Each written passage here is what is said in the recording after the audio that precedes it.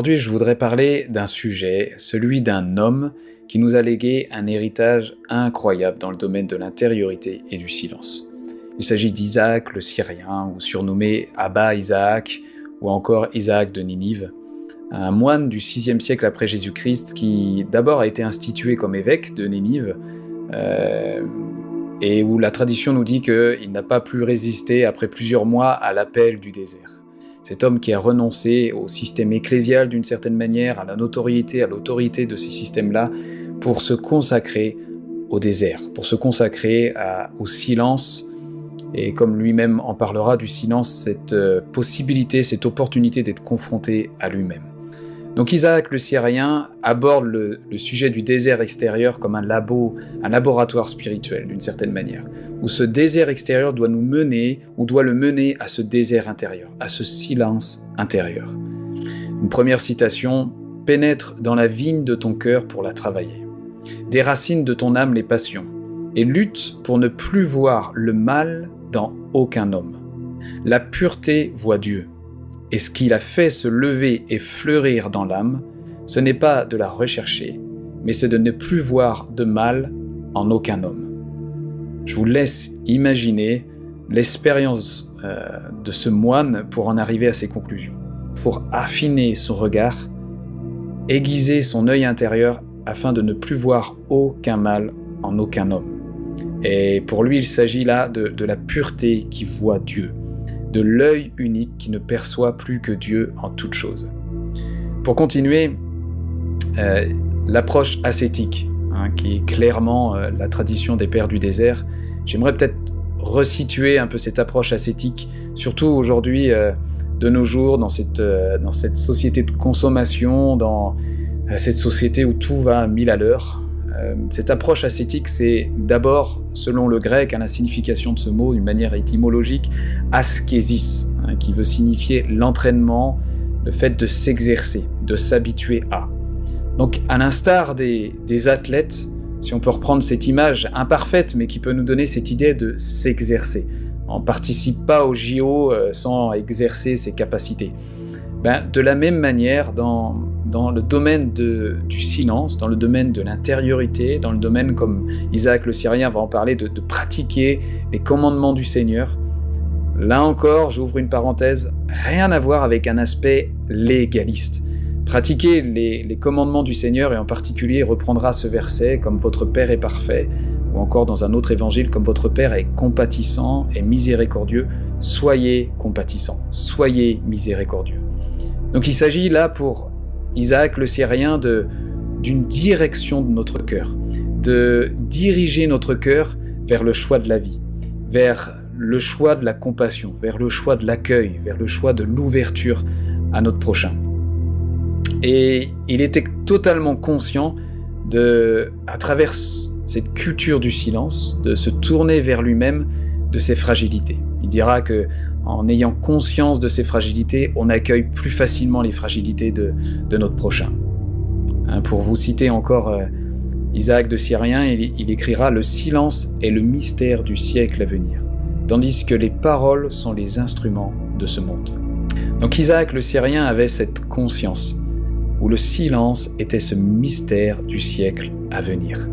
Le silence est comme l'essence du royaume, non pas synonyme de passivité, de malaise ou d'ambiance morbide, mais est le terreau de celui qui est souffle, où le souffle est discret, ou à l'instar d'Élie qui sort de la grotte où les tremblements de terre, le feu, les tempêtes, le vent qui gronde ne représentent pas la présence de Dieu, mais où le silence subtil, où ce silence impénétrable est celui où Élie capte la présence de celui qui est, la présence de l'Éternel, de celui qui est infini.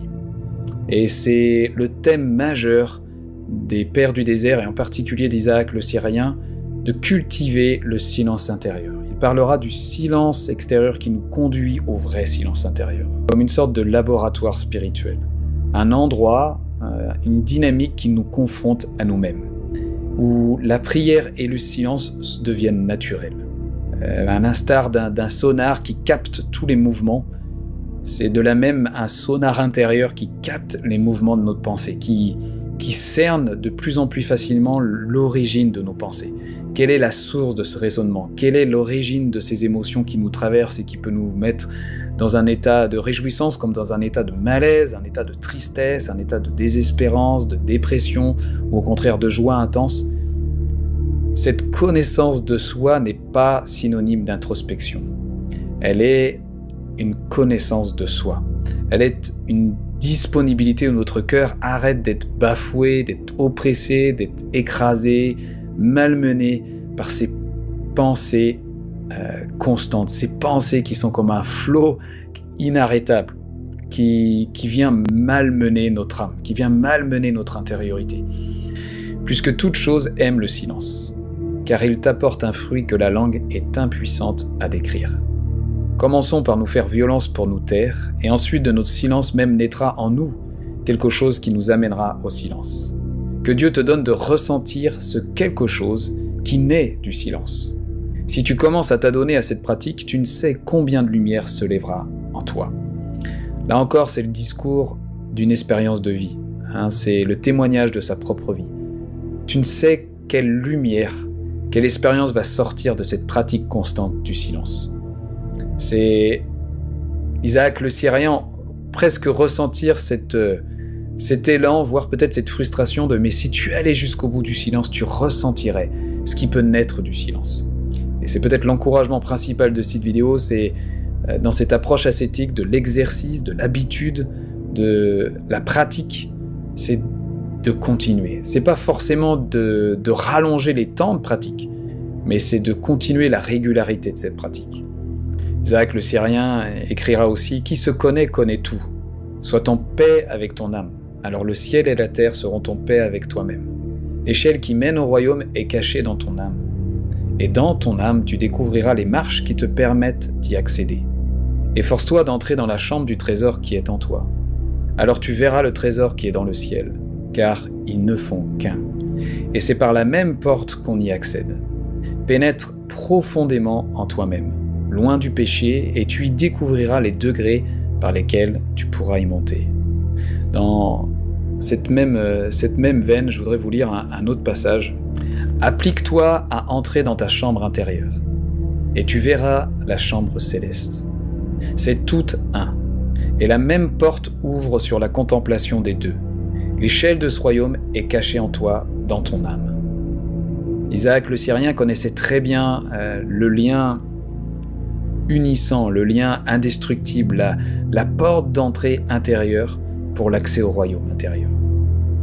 L'intériorité et ce que nous pourrions appeler les réalités célestes, le trésor du ciel, les chambres célestes ne sont qu'un. Et comprendre que ce point d'entrée est à l'intérieur de nous-mêmes, c'est comprendre tout le message de Jésus. Le royaume est au-dedans de vous. Le royaume est à portée de main. Repentez-vous, changez de mentalité, changez d'optique, changez votre manière de voir, de concevoir les choses, parce que le royaume n'est pas loin, le royaume n'est pas en haut, il est à l'intérieur de vous. J'aime l'image qui est donnée dans l'évangile de Thomas où il dit « mais si le royaume est dans le ciel, alors les oiseaux iront avant vous. Si le royaume est dans les eaux, alors les poissons seront plus rapides que vous. Non, le royaume est au-dedans de vous et à l'extérieur de vous. » Toute la prise de conscience, toute l'expérience de vie d'Isaac, le Syrien, c'est de comprendre que lorsqu'on accède à notre chambre intérieure, à notre intériorité, on accède ni plus ni moins qu'à la chambre du céleste, au royaume à l'intérieur de nous. Dans les fruits et les bienfaits du silence, on peut lire dans les lignes d'Isaac le Syrien d'abord le fruit de la paix de notre âme, de la paix de notre cœur. On en a tellement besoin, la paix, le repos de notre cœur, l'harmonie de notre cœur, l'unification des morceaux de notre cœur. C'est un gros sujet et tout le monde aspire à la paix du cœur. Tout le monde aspire à ce flot paisible de nos pensées, pas à quelque chose qui nous ballotte de droite à gauche, mais à cette paix, à cette tranquillité de cœur, à ce calme de cœur. Et aujourd'hui, avec le recul, je fais plus confiance de ce qui émerge de cette paix du cœur, de cette tranquillité du cœur, que balloté dans tous les sens par l'extrémisme des émotions, des sens extérieurs. Le silence aussi pour Isaac le Syrien est synonyme de clarté spirituelle, cette transparence de plus en plus cristalline du souffle divin, de la direction, du mouvement de Dieu en nous. Cette pratique du silence est aussi, au final, la possibilité, le terreau de développer l'humilité. Quand je dis s'humilier, c'est rejoindre l'humus, c'est rejoindre cette connaissance de soi. Elle permettra le terreau pleinement compatible à la connaissance de Dieu. Celui où l'homme reste homme et rejoint son essence divine. Non pas dans l'orgueil, non pas dans la soif de gloire, mais dans la recherche de l'amour, dans le désir de l'unité amoureuse, dans la connaissance de celui qui est le tréfonds de notre être, de celui qui est l'origine de notre respiration, de celui qui est en face de nous, en celui qui est à la base, à la source, au substrat d'absolument toute chose dans tout cet univers. Et je finirai par cette approche qu'Isaac le Syrien développe dans ses écrits des homélies, c'est pratiquer le commandement du Seigneur, les commandements du Seigneur. Il reprendra ce verset souvent, « Soyez parfaits comme votre Père est parfait » ou « Soyez compatissants, miséricordieux comme votre Père est compatissant et miséricordieux » dans cette dynamique de s'orienter vers le choix de la vie. Et le choix de la vie, c'est la miséricorde, c'est la compassion, c'est l'ouverture, la disponibilité à celui qui est en face de nous. Et c'est loin d'être un petit sujet, mais Isaac le Syrien avait cette approche très pratique pour unifier la pratique du silence, la pratique de l'intériorité, de la connaissance de soi, de la connaissance de Dieu en nous, avec ce qui est de notre responsabilité. Se tourner vers la vie, se tourner vers les entrailles du Père, se tourner vers la compassion du Père, vers la miséricorde du Père, vers la disponibilité toujours présente du Père envers l'autre. Et Isaac le Syrien, il me semble, avait touché à cet équilibre parfait entre cultiver notre intériorité, cultiver cette transparence à notre âme, cette connaissance de soi, de nos fragilités, de l'origine de nos pensées, de nos raisonnements, de diminuer ce flot incessant de nos pensées, afin de demeurer dans la vigne, de demeurer en celui qui est en Christ. Voilà, donc pour conclure, une dernière petite citation d'Isaac le Syrien. « Dieu a mené son serviteur dans le désert pour parler à son cœur, mais celui-là seul qui s'y tient à l'écoute dans le silence perçoit le souffle de la brise légère où le Seigneur se manifeste. »